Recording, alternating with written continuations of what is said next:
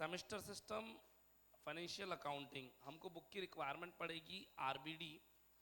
RBD बात करें तो वित्तीय लेखांकन हिंदी मीडियम है, इंग्लिश मीडियम फाइनेंशियल अकाउंटिंग। साथ में हम पढ़ेंगे टैली, है ना, जो कि हमारा फाइनेंशियल अकाउंटिंग का लेबोरेटरी वाला सेक्शन है। अगर फाइनेंशियल अकाउंटिंग से रिलेटेड कोई भी इश्यूज है, समझ में नहीं आए कंसेप्ट, तो उसके लिए यूट्यूब पे बहुत सारे वीडियोस हैं, मेरे खुद के चैनल पे भी, अदर भी मिल जाएंगे आपको। अदर उतने अच्छे वीडियोस नहीं है अभी यूट्यूब पर, मेरे वीडियोस इनफ रहेंगे। बाकी आप मेरे से फेस टू फेस पूछ सकते हैं। अगर शॉर्ट में बात करें तो हम बात कहेंगे सिंपल सा, फाइनेंशियल अकाउंटिंग एग्जाम सेमेस्टर 1 में 150 मार्क्स का है, yes. 100 marks financial accounting, 50 marks financial accounting lab. Lab में टैली आएगी और फाइनेंशियल अकाउंटिंग 100 मार्क्स का हमारा रिटर्न पेपर रहने वाला है। इन दोनों का 80% मार्क्स कॉलेज से जाएंगे और 20 फाइनल पेपर होगा एंड 20% मार्क्स कॉलेज से जाएंगे। सेम है ना, 40 और 10 के रेशो में, ठीक है। कॉलेज लेवल पे सेमेस्टर एग्जाम्स का अनाउंसमेंट के लिए नोटिफिकेशन आया अभी। कॉलेज की तरफ से नोटिफिकेशन नहीं है, नोटिफिकेशन यूनिवर्सिटी की तरफ से, कॉलेज को ऑर्डर है कि प्लान करे, पर कॉलेज के अभी तक रेडी नहीं है बिकॉज क्लासेस लगी ही नहीं है। वही कह रहा हूँ, उसी की वही वैसे में mid term exams college level पे, क्या आप mid term exams college level पे ले लीजिए इस नीचे वाले पार्ट के लिए। भाई इसके मार्क्स कहाँ से जाएंगे, कॉलेज देगा। अब कॉलेज को मिड टर्म एग्जाम कराने पड़ेंगे, जिसे इंटरनल एग्जाम बोलते हैं। वो इंटरनल एग्जाम कॉलेज कब कराएगा, जब कॉलेज क्लासेस लगाएगा। किसी भी कॉलेज में अभी तक जयपुर में क्लासेस नहीं लग रही है, तो अभी तक क्लास कॉलेज रेडी नहीं है। तो कॉलेज क्या करेगा, एक फॉर्मेलिटी एग्जाम लेगा तो लेगा, या लेट लेगा, और आपके मार्क्स भेजने की तैयारी कर दी जाएगी इस साल, तो because it's a first session, है ना, कॉलेज प्रिपेयर्ड नहीं है। चलिए बात करते हैं फाइनेंशियल अकाउंटिंग की। फाइनेंशियल अकाउंटिंग अगर सिलेबस लेना है तो सिलेबस है कि आपके पास नहीं है ना। मेरा व्हाट्सएप नंबर नोट करें, कॉलिंग नंबर भी नोट करें, 99839 12345, 99837 12345। ऊपर वाले नंबर पे व्हाट्सएप करके राइट नाउ सिलेबस की डिमांड करें, सेमेस्टर 1 सिलेबस।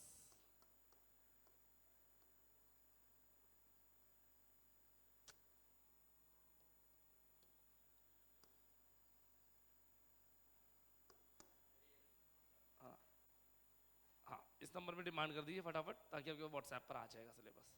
हाँ राइट नाउ आ जाएगा। सिलेबस तो मस्ट है ना। हमें ये तो बताओ कौन कौन से टॉपिक्स हैं हमारे कोर्स में, है ना। अब बात करते हैं हम, राइट नाउ हम क्या पढ़ रहे हैं, हम पढ़ रहे हैं financial accounting. Financial accounting lab या नॉर्मल, नॉर्मल 100 मार्क्स वाला पेपर। इसका 80% मार्क्स का एक रिटर्न पेपर होने वाला है। 80% बोले तो 80 मार्क्स ही हो गए, तो मैं यहां से परसेंटेज उड़ा देता हूं। 80 मार्क्स, 80 मार्क्स के 2020 एग्जाम में 4 क्वेश्चंस आएंगे। 4 नहीं आएंगे, मैं सॉरी 8 आएंगे। आपका सिलेबस, जब आप सिलेबस आपके पास व्हाट्सएप पर आ जाएगा तो वो कितनी यूनिट में टूटा हुआ दिखेगा, 4 यूनिट्स में। यानी पूरे सिलेबस को, ये रहा, मैं एक बुक दिखाता हूँ। शुरू के 4 चैप्टर फर्स्ट यूनिट में, चैप्टर 5 और 6 सेकंड यूनिट में, 7 8 9 थर्ड यूनिट में, 10 11 12 फिफ्थ फोर्थ यूनिट में। इन 4 यूनिट में से हर यूनिट से एग्जाम में 2 2 क्वेश्चन। हमको इन 2 में से एनी 1 करना पड़ेगा।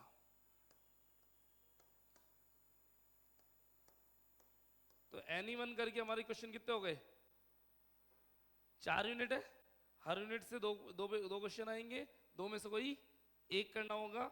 हमें करने पड़ेंगे 4 क्वेश्चन, 20 मार्क्स ईच, 80 मार्क्स का पेपर हमारा रहने वाला है। ये क्लैरिफाइड एरिया है, हाँ। 20 मार्क्स बाकी के कॉलेज शेयर करेगा आपके, ये एक बेसिक बात हुई। शुरू के 3 चैप्टर, जनरल, पहले इंट्रोडक्शन है, फिर जनरल लेजर ट्रायल बैलेंस है, और फिर है सब्सिडरी बुक्स। ये हम ऑलरेडी पढ़ भी चुके हैं और रिवाइजेशन करा देंगे, है ना। लेकिन बहुत ज़्यादा दमदार एरिया नहीं है इसका। दमदार एरिया है final account with adjustments. Final account trading, P&L और साथ में आने वाली बैलेंस शीट, ये भी हम डिस्कस कर चुके हैं। इनके साथ आने वाले हैं कुछ एडजस्टमेंट्स। ये एडजस्टमेंट्स हमें डिस्कस करने हैं इन डिटेल। लास्ट क्लास में वीडियो में कुछ इशू भी आ गया था और हम एडजस्टमेंट्स पढ़ भी रहे थे, वापस पढ़ते हैं जीरो से एडजस्टमेंट सारे के सारे। Most important for life time, adjustment life time के लिए इंपॉर्टेंट है। ठीक है, आपको कुछ येलो पेजेस के नोट्स भी दिए गए हैं, उन नोट्स में भी एडजस्टमेंट है, खोल लीजिएगा प्लीज। एडजस्टमेंट होते क्या है जरा सुनिएगा। क्वेश्चन में हमको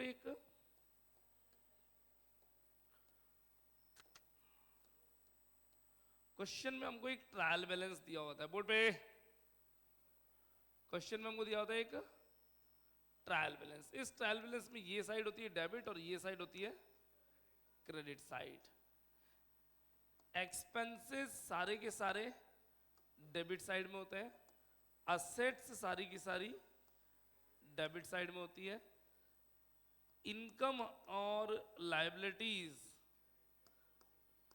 इनका क्रेडिट बैलेंस होता है, परचेज डेबिट में, सेल्स क्रेडिट में, परचेज रिटर्न डेबिट में, सेल्स रिटर्न, सॉरी यहां मिस्टेक हो गई, परचेज रिटर्न क्रेडिट में और सेल्स रिटर्न डेबिट में। इस तरह से चलता है। ट्रायल बैलेंस के नीचे से दोनों साइड्स इक्वल आते हैं और यहां पे कुछ होती है एडिशनल इंफॉर्मेशन। इस एडिशनल इंफॉर्मेशन को हम बोलते हैं बच्चों एडजस्टमेंट्स। इन एडजस्टमेंट्स की पोस्टिंग ट्रेडिंग P&L में कितनी जगह होती है? 2 टाइम्स। यानी यहां से जब आइटम ट्रेडिंग P&L में जाएगा तो एक जगह पोस्ट होगा, लेकिन यहां से कोई आइटम जाएगा ट्रेडिंग P&L में तो 2 जगह जाएगा। कौन कौन से एडजस्टमेंट्स होते हैं आइए डिटेल में डिस्कशन स्टार्ट करते हैं। मोस्ट इंपॉर्टेंट है, सब कुछ अच्छे से एक्सप्लेन करूंगा, आइए ध्यान से लिखते चले जाते हैं, है ना। पुराना लिखा हो तो ठीक, नहीं लिखा हो तो भी कोई इशू वाली बात नहीं, क्योंकि क्लास रिकॉर्डिंग मोड में है। इस क्लास का वीडियो आपको शेयर कर देंगे हम एप्लीकेशन पे भी और व्हाट्सएप पर भी, है ना। ठीक है, आज तो व्हाट्सएप पे आ जाएगा, पर जनरली एप्लीकेशन पे आता है, व्हाट्सएप पे नहीं आते। ठीक है, तो ये क्लास आप वीडियो आपको मिल जाएगा तो आप घर पे भी इसको नोट डाउन कर सकते हैं, कोई इशू वाली बात नहीं है। बट यहाँ पे रफली नोट करें, ज़्यादा अच्छा रहता है, हमारी एक्टिवनेस मेंटेन रहती है। हेडिंग डालेंगे adjustments please. Number 1 closing stock. क्या होता है closing stock? Stock remain unsold at the end of the year.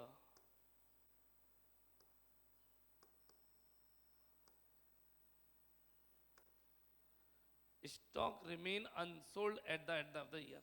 हमारी बिजनेस का स्टॉक, स्टॉक क्या फर्नीचर स्टॉक में आएगा या नहीं आएगा? नहीं नहीं, फर्नीचर तो असेट है। स्टॉक जो चीजें सेल के लिए रखी हुई हैं वो सब स्टॉक है, और स्टॉक को बेचने के लिए हम जो स्टॉक रिमेन अनसोल्ड, बिना बिका रह जाए, कब?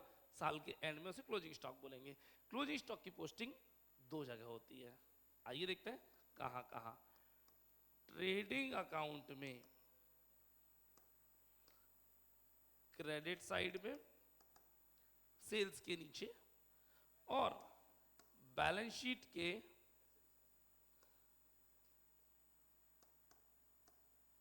असेट्स साइड में।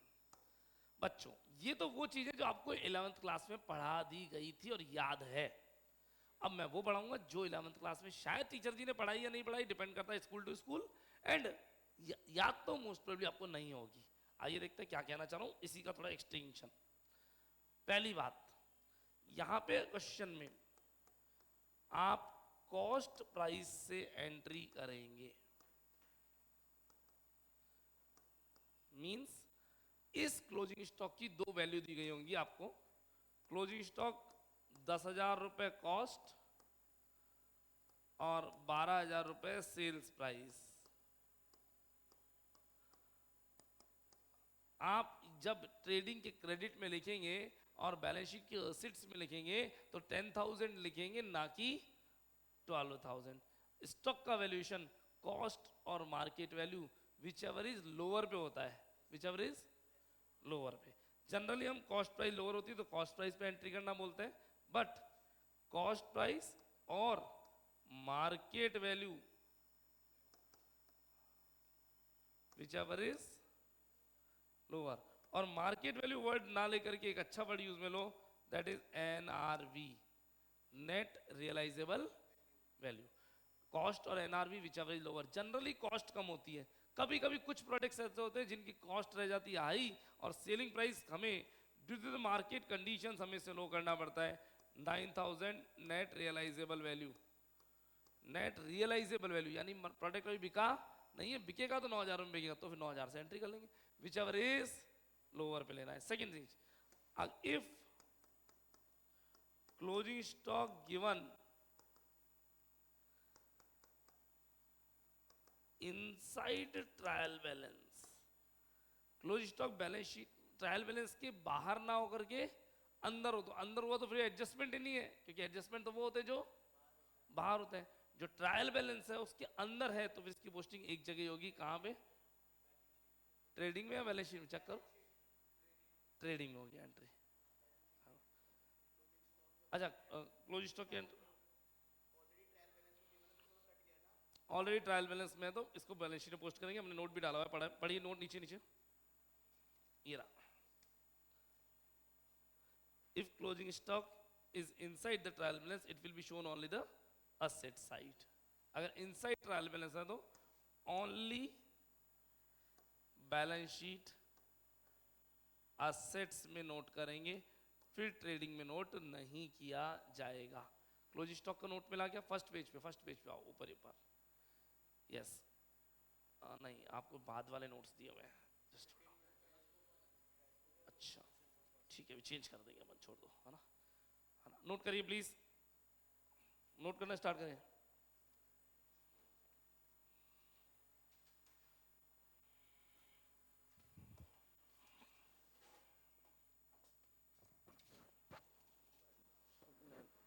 बच्चों को नोट्स देने थे एडजस्टमेंट्स के, है ना, तो पुराने बच्चे का एडजस्टमेंट के नोट्स है, नए बच्चों को कैश फ्लो के नोट्स दे दिए पुराने, है ना, तो देखो एडजस्टमेंट नोट्स है या नहीं, नहीं है तो निकाल दो, निविका भैया देखना,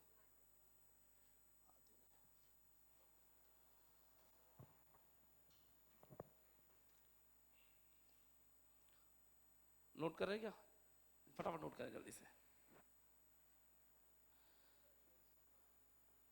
या फिर मैं प्रिंट आउट, मैंने रिसेप्शन बोल दिया, वो रिसेप्शन दे देगा, आप रहने देते क्योंकि स्पीड में लेते हैं ना।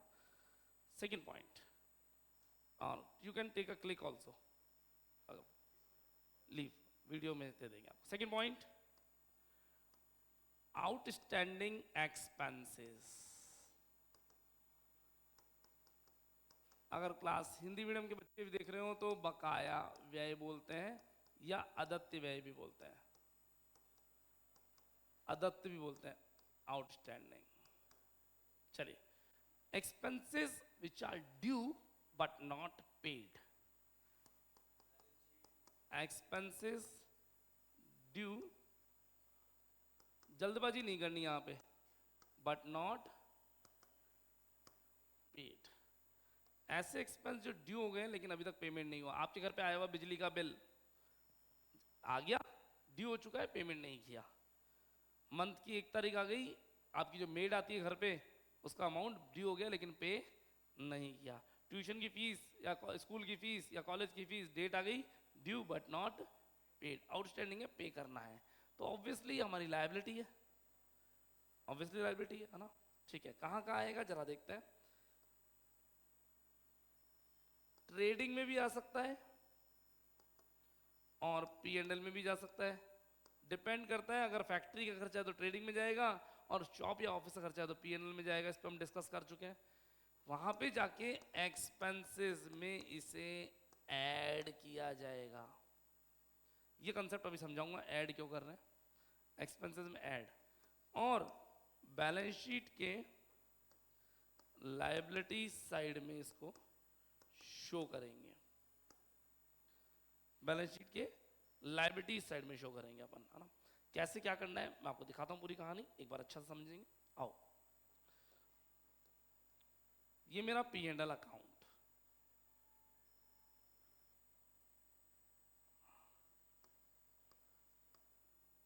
टू रेंट, मैं अपनी शॉप का रेंट देता हूं, जिस शॉप जहां पे मेरी शॉप है, शॉप का रेंट 1,000 रुपये महीना है, तो साल भर में पे कितना होना चाहिए? 12,000। मैंने ट्रेडिंग में लिखा हुआ है 10,000, यानी 10,000 आई हैड पेड, 10,000 जो ट्रेडिंग में लिखा हुआ तो पे कर चुका हूँ, लेकिन करना था 12,000 क्योंकि 1,000 रुपीज पर मंथ है। इट मीन्स 2 मंथ्स का आउटस्टैंडिंग है, ऐड करेंगे आउटस्टैंडिंग रेंट 2,000 रुपये और बाहर चला जाएगा पूरा 12,000, यानी आउटर कॉलम में हमेशा 12 मंथ का अमाउंट दिखाना है, आउटर कॉलम में हमेशा पूरे साल का दिखाना है, क्योंकि पीएनएल क्या लिखा होता है फॉर द ईयर एंडिंग, तो ईयर तो पूरे ईयर का दिखाओ उसको, है ना। भैया 12,000 खर्चा हुआ है, पेमेंट 10 का किया, 2 का भी बाकी चल रहा है। बैलेंस शीट में लायबिलिटी है ये, लायबिलिटी साइड में आउटस्टैंडिंग रेंट रुपए 2,000, 10,000 नहीं आएगा, यहाँ 12,000 नहीं आएगा, आउटस्टैंडिंग वाला अमाउंट आएगा रुपए 2,000। कुछ इस तरह प्रेजेंटेशन रहने वाला है, you can note down it. Outstanding expenses, बकाया व्यय, बहुत क्लियर होना चाहिए क्योंकि ये 4 जने हैं और चारों के आने के बाद आप कंफ्यूज हो जाते हैं एक साथ। आउटस्टैंडिंग के बाद नेक्स्ट आता है हमारा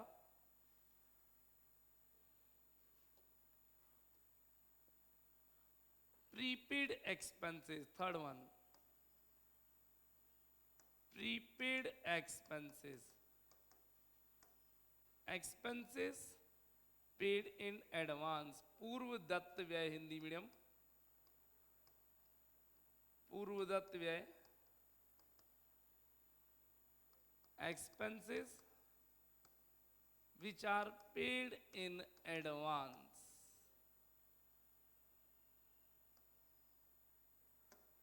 कई खर्चे हम एडवांस में पे करते हैं, बहुत सारे खर्चे, है ना। लाइक कई जगह टेलीफोन के बिल हमें प्रीपेड करने पड़ते हैं, 6 महीने का एक साथ दे दो डिस्काउंट मिलेगा, ट्यूशन की फीस प्रीपेड होती है, कॉलेज की फीस प्रीपेड होती है, हमें पहले पेमेंट करना पड़ता है। जब हम प्रीपेड अगर कहीं कोई खर्चा कर देते हैं तो वो हमारी असेट बन जाता है। सोचो कैसे, पेमेंट कर दिया, पेमेंट करते ही अब हमारा राइट क्रिएट हो गया है। आप मूवी की एडवांस बुकिंग कई बार कराई होगी, 2 दिन 3 दिन पहले भी करा लेते हैं कई बार, और कई बार सेम डे भी कराते हैं, इवन कई बार तो घर से निकलते वक्त ही एडवांस बुकिंग करके चलते हैं ताकि वहां पे क्यू में ना लगना पड़े, है ना। और सीट्स हमारी मन पसंद हमें चॉइस की मिल जाती है ऑनलाइन के अंदर, ठीक है। मूवी की एडवांस बुकिंग करी, मेरी सीट पे वहां पे ऑलरेडी मुझे कोई बंदा बैठा हुआ मिलेगा, मिलेगा मिलेगा, उठाना आता है, हक से उठाएंगे या गिड़गिड़ाएंगे? हक से उठाएंगे, भैया सीट नंबर दिखाओ अपना, यहाँ कहाँ बैठो, चलो अपनी सीट पे, रूडली बिहेव करेंगे, because that seat is my asset, permanent और temporary, temporary, temporary obviously, current asset है, for 3 hours of a particular theatre, particular show, 3 hours के लिए उस सीट पर मेरा राइट है भाई, क्यों? Because I had prepaid for that seat. Same in railway reservation, same in flight reservation, same in the tuition fees also. मैं आपको मना नहीं कर सकता कि मैं नहीं पढ़ाऊंगा, पैसे दिए पढ़ाना पड़ेगा, आपकी असेट है ना। तो प्रीपेड एक्सपेंस हमारी असेट होते हैं हमेशा, पेड इन एडवांस, ठीक है। कहां कहां जाएंगे जरा समझना, अगर फैक्ट्री का खर्चा है तो ट्रेडिंग में, अदरवाइज पी एंड एल में। एक्सपेंसेस से लेस होंगे, सर लेस क्यों हो रहे हैं, अभी रीजन देते हैं इसका। और बैलेंस शीट के असेट साइड में जाएंगे प्रीपेड एक्सपेंसेस के नाम से, मैं शो करता हूं आपको प्लीज। ये रहा मेरा पी एंड एल, मुझे डेबिट साइड शो करनी है, और ये रही मेरी बैलेंस शीट।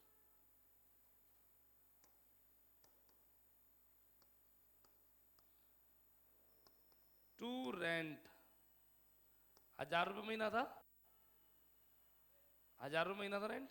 मैंने रेंट सामने वाले को चुका दिया 15,000 रुपये, ज्यादा पे कर दिया। अगले साल का 3 महीने का एडवांस पे कर दिया। 1000 रुपये महीना है तो साल का कितना बनता है? 12,000। तो बाहर तो 12 आना चाहिए, बात तो मैं श्योर कर चुका हूं, ना कम आएगा ना ज्यादा। तो ऑब्वियसली 15 से 12 पे जाने के लिए मुझे प्रीपेड लेस करना पड़ेंगे कितने? 3,000, because it is related to the next year, अगले साल के हैं, तो इसे हटाना पड़ेगा मुझे। इस साल के लिखना है ₹12,000, ठीक है। ये प्रीपेड मेरे लिए असेट है, तो यहां prepaid rent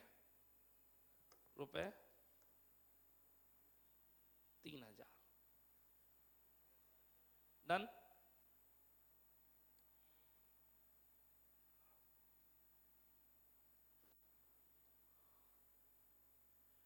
fourth one, accrued income. ये सबसे ज्यादा कंफ्यूज करती है बच्चों को। I can say outstanding income, earn but not received, earn but not received. ये वो लोग हैं जो कहते हैं पैसे खा के भाग रहा हूं क्या, हमने कमा लिए लेकिन सामने वाला हमें पैसा दे नहीं रहा। ये मेरी लाइबिलिटी है, असेट असेट, बिकॉज मेरा राइट क्रिएट हो गया है। मैंने एक स्कूल में जॉब करी, साल महीने पर पढ़ाया, महीने पर पढ़ाने के बाद मेरा मन खत्म हो गया, मैं नहीं पढ़ाना चाहता। सैलरी देना मेरा राइट है, मैं गिड़गिड़ाऊंगा या हक से मांगूंगा? हक से मांगेंगे, है ना। अर्न है लेकिन अभी तक रिसीव नहीं हुआ। ट्रेडिंग या P&L के क्रेडिट साइड में इनकम में ऐड होगा, ऐड होगा हमारा है ना। और बैलेंस शीट में शो किया जाएगा। असेट क्यों? अर्न कर लिया, नहीं मिला कोई बात नहीं, है तो हमारा ही, हक से मांगेंगे।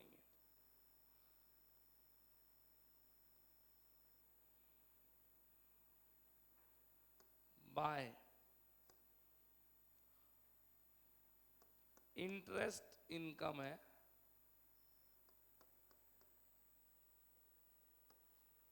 इंटरेस्ट इंटरेस्ट की जगह चेंज कर लेता हूँ, क्योंकि इंटरेस्ट एक्सपेंस भी होता है, इनकम भी होता है, कंफ्यूज हो गए बिना बात ही। चलिए मैं एक काम कर लेता हूँ, इसकी जगह कर लेता हूँ बाय कमीशन। कमीशन भी होता है, रेंट पे भी होता है, सब पे होता है।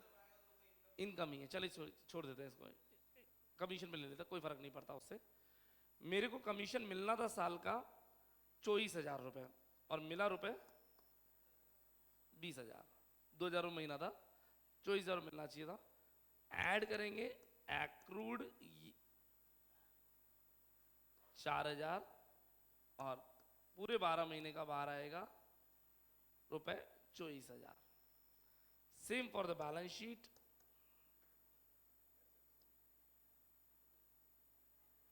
बैलेंस शीट में असेट साइड में जाती है एक्रूड इनकम,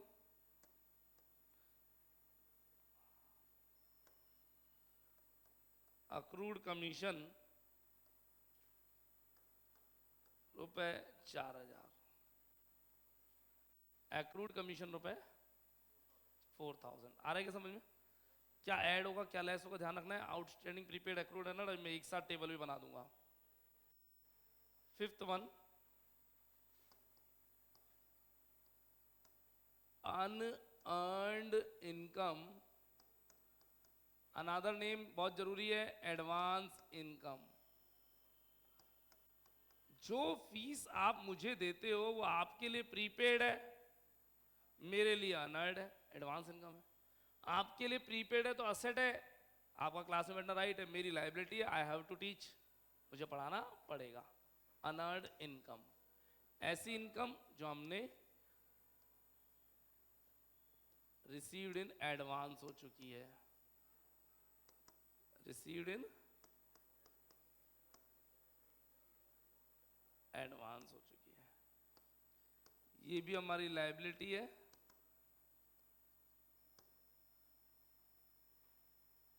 बैलेंस शीट के लायबिलिटीज में आएगा। एक मिनट, इसको सही से लिखेंगे। ट्रेडिंग या P&L में जब एंट्री करेंगे तो क्रेडिट साइड में इनकम से इसको लेस करेंगे, अगले साल का है अभी मिल गया, और बैलेंस शीट के लायबिलिटीज साइड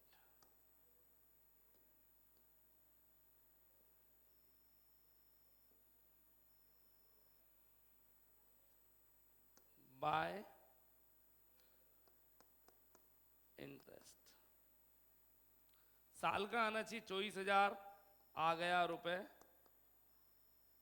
30,000। 2,000 महीना था। इंटरेस्ट लिखूं, कमीशन लिख दूं? कमीशन लिख देते हैं, पिछले वाले से कोरिलेट कर जाएगा। 2,000 महीना है, साल का आना चाहिए 24,000, आ गया 30,000, मेरे बाहर 24 चाहिए। अगले साल का एडवांस में रिसीव हो चुका है, एडवांस इनकम या अनअर्न्ड इनकम रुपए 6,000। ये P&L है मेरा, ये बैलेंस शीट रही।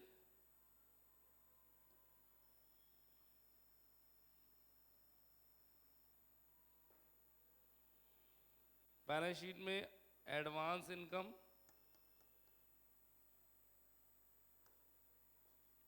रुपए 6,000। असेट साइड में लिख देंगे मैंने, ऑब्वियसली तो लाइबिलिटी साइड है, सॉरी लाइबिलिटी है मेरी, मुझे काम करना पड़ेगा। एडवांस इनकम अगर मेरे पास आ चुकी है तो, इसलिए कई बार कई लोगों को हम कहते हैं भाई साहब पैसे तो ले लो, है ना, तो सामने वाला साफ साफ कहता है भाई नहीं पैसे बाद में दे देना जब काम करूँ तभी, क्योंकि उसको डर लगता है मैं काम कर पाऊंगा या नहीं कर पाऊंगा, और कॉन्फिडेंट होता है तो कहता है एडवांस दे के जाओ, है ना। तो ये मेरे 6,000 रुपये बैलेंस शीट के लायबिलिटीज में शो होते रहेंगे।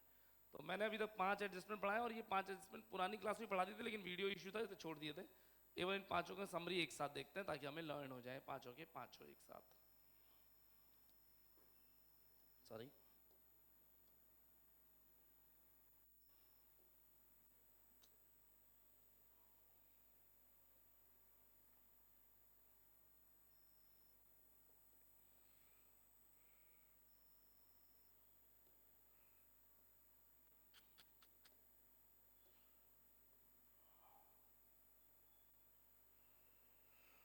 Number 1 closing stock. ट्रेडिंग के क्रेडिट में, बैलेंस शीट के असेट्स में।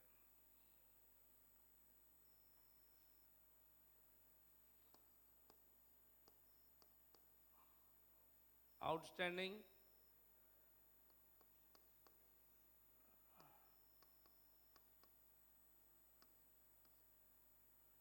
ट्रेडिंग P&L के डेबिट में ऐड,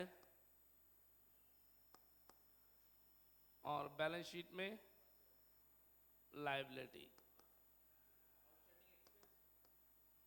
हाँ, आउटस्टैंडिंग ऐड ही तो होगा। प्रीपेड एक्सपेंस ट्रेडिंग P&L के डेबिट में लेस, और असेट है, एडवांस में पे कर दिया ना।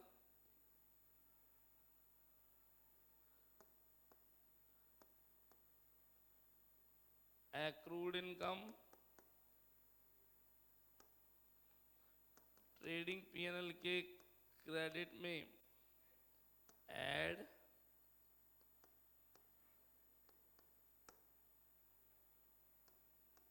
और बैलेंस शीट के asset side. And fifth and last, unearned income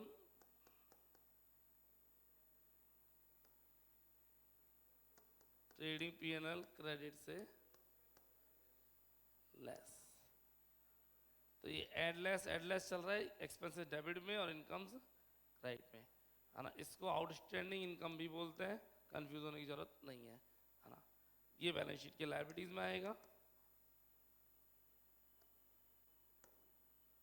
ये बैलेंस शीट के लायबिलिटीज में आएगा। बना लीजिएगा ये टेबल प्लीज। इसके आगे प्रोसीड करते हैं, इतना तो हमने पिछली क्लास में ही पढ़ लिया था। Point number 6, depreciation.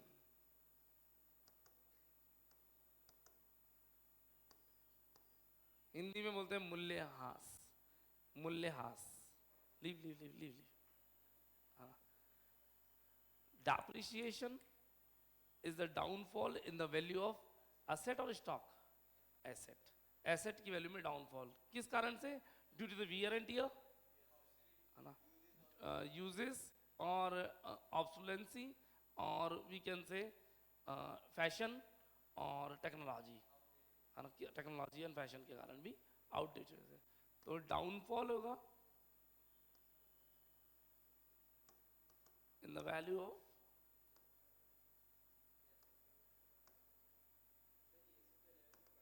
एसेट। हाँ रिपीट है, तो शुरू के 4 चैप्टर आपके रिपीट है 11th क्लास से। 11th पढ़ी किसने थी? एंजॉय करी थी? हाँ, रिवाइजेशन जरूरी है। एक्चुअली में क्या होता है, सुनना जरा, जब हम फर्स्ट ईयर में आते हैं तो फर्स्ट ईयर में साइंस वालों और आर्ट्स वालों की एंट्री अलाउ होती है। हाँ, तो बीकॉम फर्स्ट ईयर साइंस वाले बच्चे भी पढ़ सकते हैं, आर्ट्स वाले भी कर सकते हैं। बीबीए फर्स्ट ईयर में भी सेम चीज रिपीट है, तो बीबीए करो चाहे बीकॉम करो, शुरू के 4 चैप्टर इन्होंने 11th के बेसिक्स डाल दिए बस। हाँ, इस साल से। पिछले साल था जो बच्चे साइंस आर्ट्स वाले थे उनके लिए एक बुक एक्स्ट्रा थी, बुक कीपिंग। इस साल वो बुक हटा दी और इसी बुक के अंदर 4 चैप्टर ऐड ऑन कर दिए सबके लिए। बढ़िया है, अपने 20 मार्क्स फोकट के मिलेंगे भाई। आगे वाला चैप्टर डिपार्टमेंट है, ब्रांच है ना, ये थोड़ा ये बिल्कुल हैवी लेवल है। Downfall in the value of asset, depreciation कहां कहां आएगा? P&L के डेबिट में और बैलेंस शीट के असेट से, असेट की वैल्यू से लेस किया जाएगा। मैं P&L में लिख देता हूं true depreciation 100 rupees, balance sheet में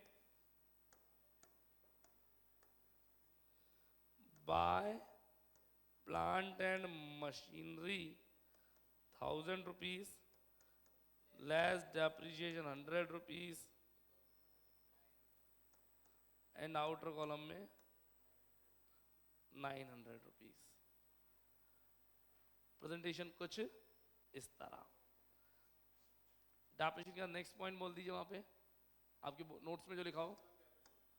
इंटरेस्ट ऑन कैपिटल, इंटरेस्टिंग है, इंटरेस्ट ऑन कैपिटल इंटरेस्टिंग है। हाँ जी, थोड़ा सा समझते हैं। ये बिजनेस है और ये बिजनेसमैन है और ये बिजनेस है। कौन किसको पैसा देता है? बिजनेसमैन बिजनेस में क्या लगाता है?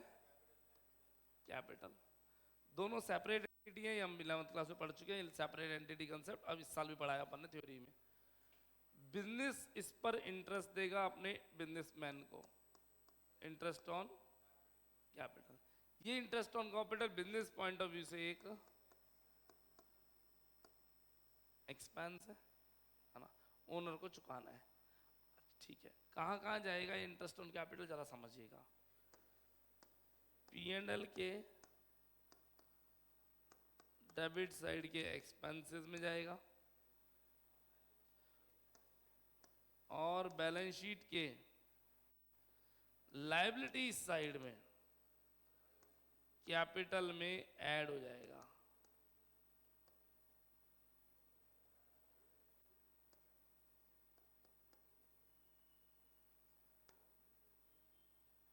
सर ये समझ में नहीं आया, आइए इसको थोड़ा एक्सप्लेन कर देता हूं। अब एक चीज कंसेप्ट ध्यान समझना, बिजनेसमैन ने बिजनेस में डाले 1 लाख रुपए, इस पे बिजनेसमैन को इंटरेस्ट देता है रुपए 2000 का। ये 2000 रुपीज बिजनेसमैन को अभी पे नहीं करेगा, ये आउटस्टैंडिंग रहेंगे। आउटस्टैंडिंग रहेंगे तो P&L के डेबिट में एक्सपेंसेस में आने चाहिए, बिल्कुल आ जाएंगे।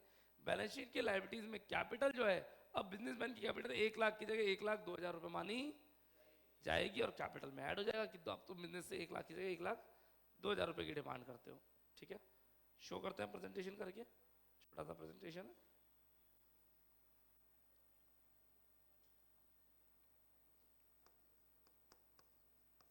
P&L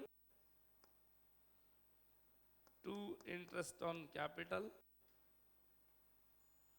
₹2,000, बैलेंस शीट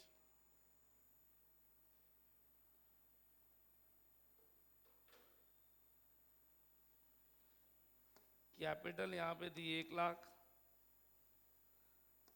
अब ये इंटरेस्ट यहाँ पे लेके आया 2,000, 1,02,000 रुपये। इंटरेस्ट का नाम IOC लिख देता हूँ, ज़्यादा अच्छा है, 1,02,000 रुपये। डन।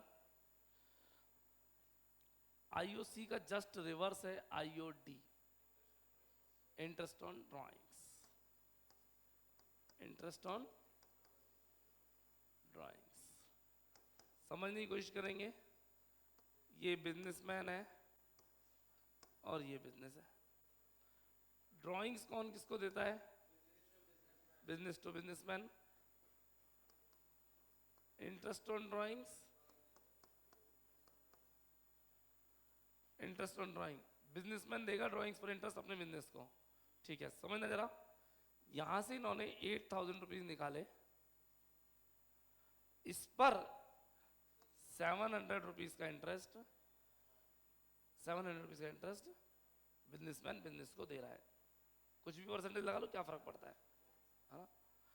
इसकी पोस्टिंग कहाँ कहाँ होगी? ड्राइंग्स कहाँ आता है पहले बताओ? बैलेंस शीट के लायबिलिटीज में कैपिटल से लेस होता है। ठीक है, इंटरेस्ट ऑन ड्राइंग्स बिजनेस के लिए इनकम है।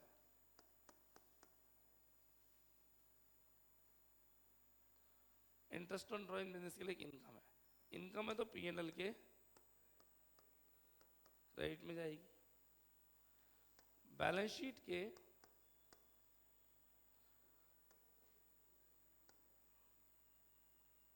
लायबिलिटीज में कैपिटल से लेस होगी।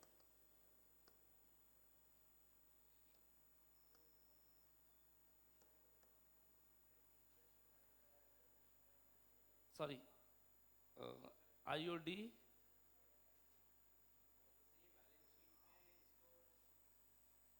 हाँ सही है, सही परफेक्ट है। नहीं नहीं, सही सही। IOD क्रेडिट में आएगा और बैलेंस शीट के कैपिटल से लेस होगा, है ना? अगर हम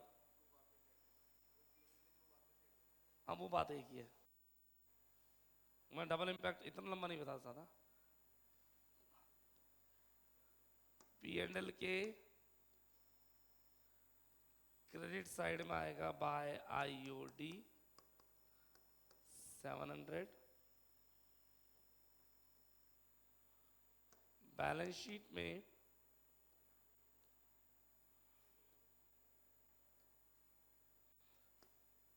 कैपिटल 1,00,000 रुपए, एड IOC 2,000, लेस IOD 700, 101,300।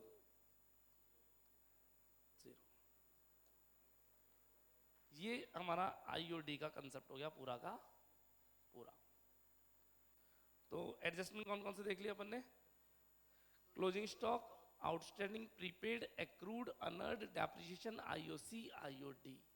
ये 8 एडजस्टमेंट इजी थे। आगे वाले 8 एडजस्टमेंट्स लेवल हाई होगा, जिसमें मैनेजर कमीशन आने वाला है, सेल ऑन अप्रूवल आने वाला है ना? रेमुनरेशन के टॉपिक्स आएंगे, प्रोविजन फॉर डाउटफुल डेट सबसे इंपॉर्टेंट वन आएगा, तो है ना? Bad debts, provision for doubtful debt ही है ना? वो सब हम कल देखेंगे। आज के लिए इतना ही।